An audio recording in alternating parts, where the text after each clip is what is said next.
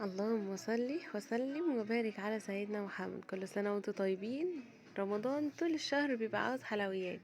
تعالوا ازاي نعمل كنافة حلو بصوص فراولة وبالكريم شانتيه تجنن. بصوا مش هيصدقوا ان هي معمولة من البيت. بصوا الجمال، الله اكبر، تحفة.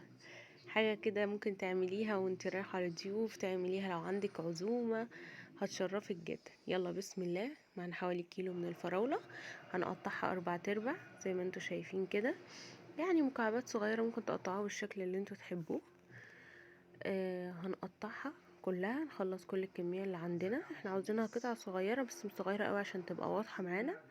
زي ما انتوا شايفين خلصنا كل الكمية، قطعناها مكعبات كده زي ما انتوا شايفين. بعد كده بقى هنجيبها وهنحط عليها بقى ايه 3 معالق كده ايه من السكر عشان تنزل المية اللي هي فيها وايه. وبعد كده بقى هنشتغل فيها ان شاء الله.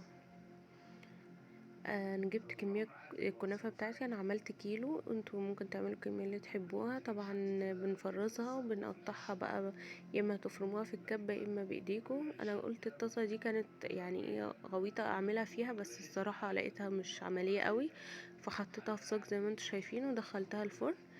هنا الفراولة كانت نزلت الصوص بتاعها، المية بتاعتها، هاخدها معايا كده ارفعها على النار تغلي، وهفضل بقى موطيه عليها واقلبها لحد ما الصوص اللي فيها ده يتقل.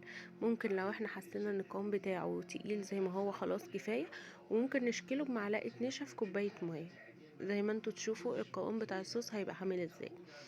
وبقى الصاج بتاعنا احنا حاطين عليه السمنة بتاعتنا، وبنحط عليه كمية مناسبة من اي نوع سمنة انتوا بتحبوه. وبعد كده بندخلها الفرن ونفضل نقلب فيها بالشكل ده. كل ما تحمر نفضل نقلب فيها عشان كلها تاخد لون واحد.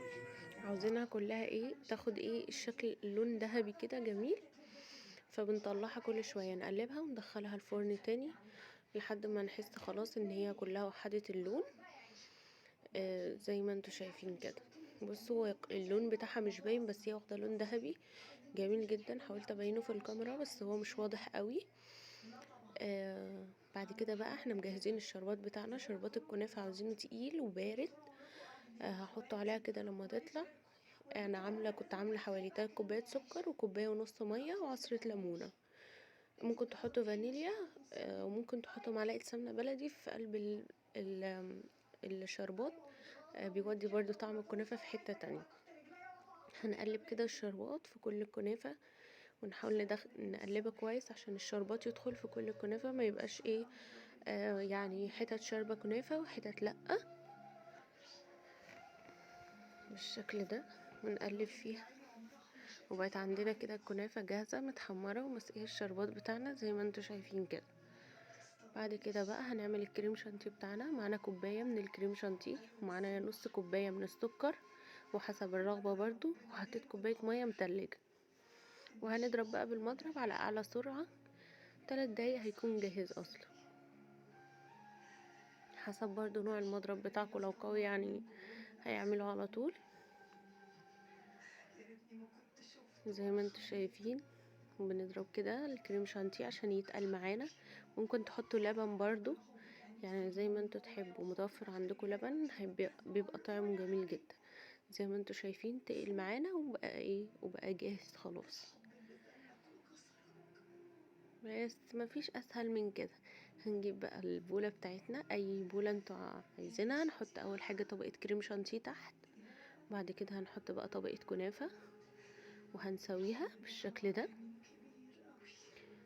وبعد كده بقى نحط طبقة تانية من كريم شانتيه، نعملها طبقات كده.